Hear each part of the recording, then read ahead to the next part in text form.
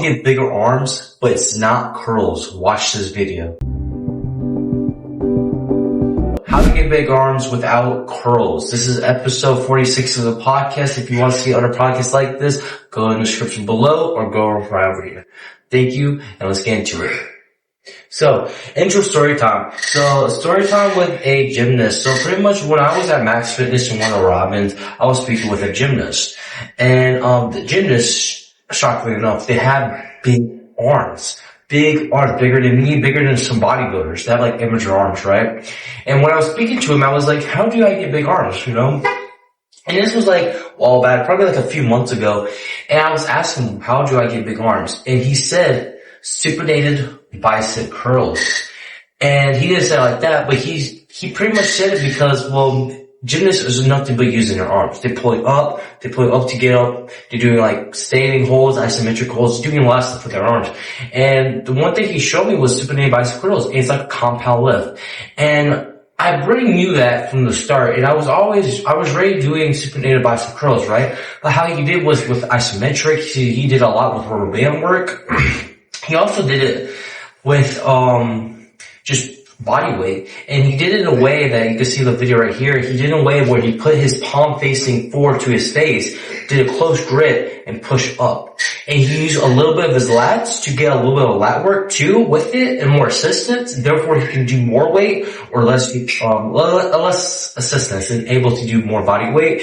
And he did it by just repping it out, and he gets crazy pump with it. And once I was doing it, consistently, my arms grew way more than some curls. I'm telling you, like, we do like compound lifts for like the triceps, the bench press, how to grow a bigger chest, right? We use a bench press, but with a bicep, we always use curls or interval curls or hip, like we use dumbbells a lot, but we don't really think about probably compound lifts for a bicep. Think about it.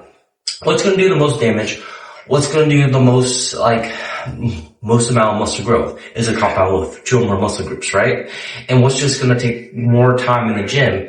Probably the 5 under bodybuilding movements for your bicep, right? So I'm trying to go in the gym, in and out, and finish my workout, right? The best way to grow it faster and see more results is a compound lift. No one's going to argue the best way to grow your legs is a squat. It's typically how it goes. Squat is the best way to grow your legs, most likely, right? So a compound lift I'm telling you, for the bicep is the chin-ups, and that's what I'm doing right here. Pretty much how I'm doing is more of a closer grip.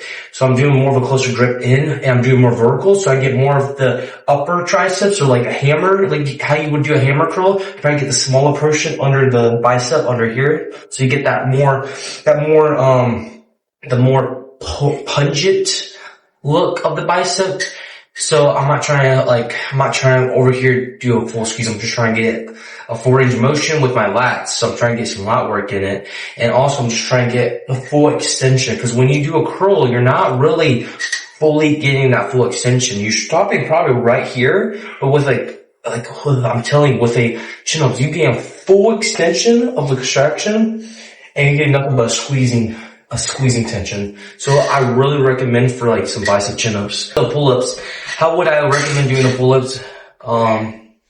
Pretty much just, you could use rubber bands, you could do isometric holds, you could do a lot with chin-ups. What I would suggest, because since it's exercise in the compound lift, you want to be careful. It's a weird angle, and if you never tried or did a pull-up a certain type of way, especially, your body's not going to be used to with the form. So I would suggest do like lat pull-downs. How you do lat pull-down is like the same lat pull-down, but instead turn your palms inwards, get a closer in grip, so probably like near the knurling, so put your thumb inside of the knurling instead of outside, and just pull up and down, practice that movement. It's similar to a lat pull-down, how you go forward and back, same thing, you just go forward, you go forward and back. Don't arch your back super much, but just arch it a little bit, and you try to use mostly bicep. If you want to make it into a lat and bicep exercise, use your lats too. But therefore, you can practice that movement, and you can get your form down when you do probably body weight or assisted. If you're not used to doing this, then I won't recommend assisted,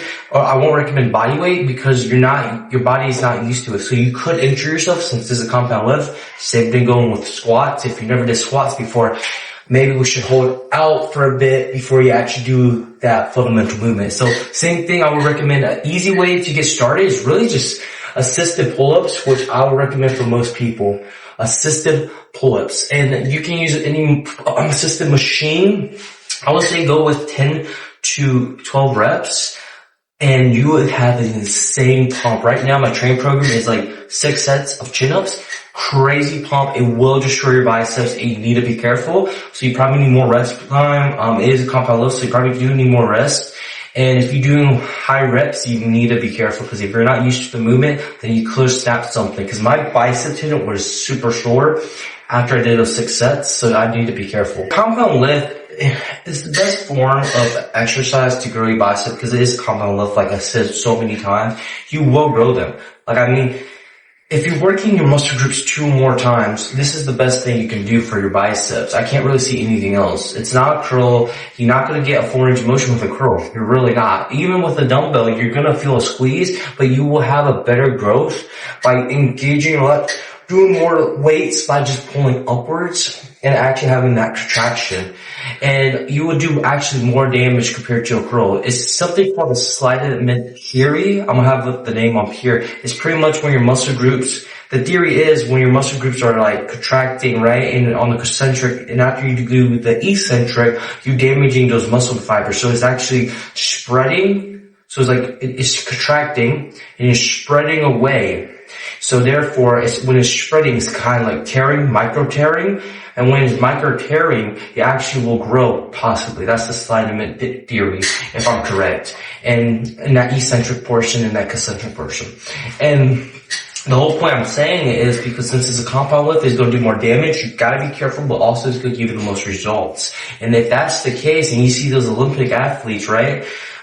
Gymnastics, you know, they have bigger biceps than most even upcoming bodybuilders. So I mean, like, you really should do like chin-ups, especially if you're starting off. And also it can help with elbow tendonitis because since you're doing this range of motion, passing your head, like you're not going to get any other range of motion. Like this is the only range of motion for your bicep. You can actually put your hands in a position where you feel a full squeeze next to your ear and have a great range of motion. And this can really help with actually increasing your tricep strength, your bicep mostly of course, but also your arm strength because you're gripping it, and your elbow strength. Think about it. If the bicep is going in this range of motion up and down and you increase your bicep strength, your elbow and elbow tendon will increase with it. So it can also help with elbow tendonitis if you do have that. And a lot of people like starting strength, Reperto recommend this for most people if they do have elbow problems or elbow tendonitis because you're contracting, right? You're holding on something consistently and you're putting that like elbow joint in place so it can actually move up and down and move like that elbow joint around with cartilage. It's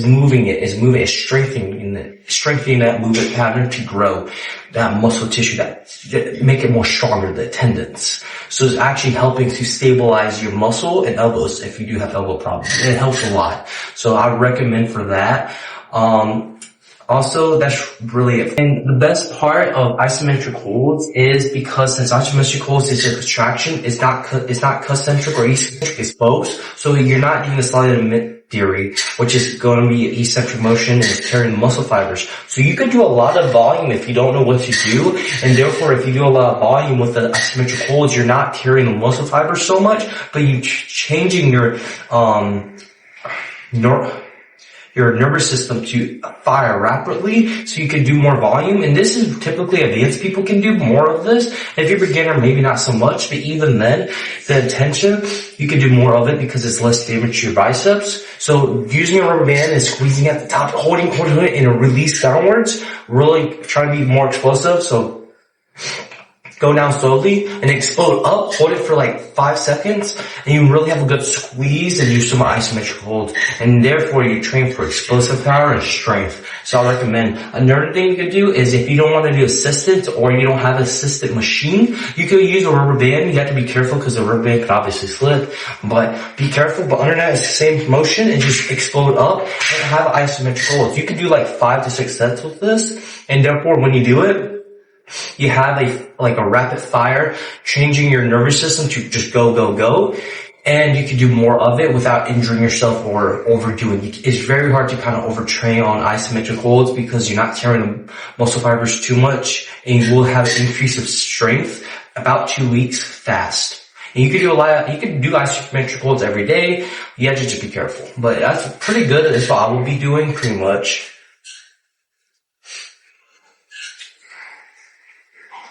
Less damage. The same thing. The isometric holds, it has less damage. So, I mean, just be careful.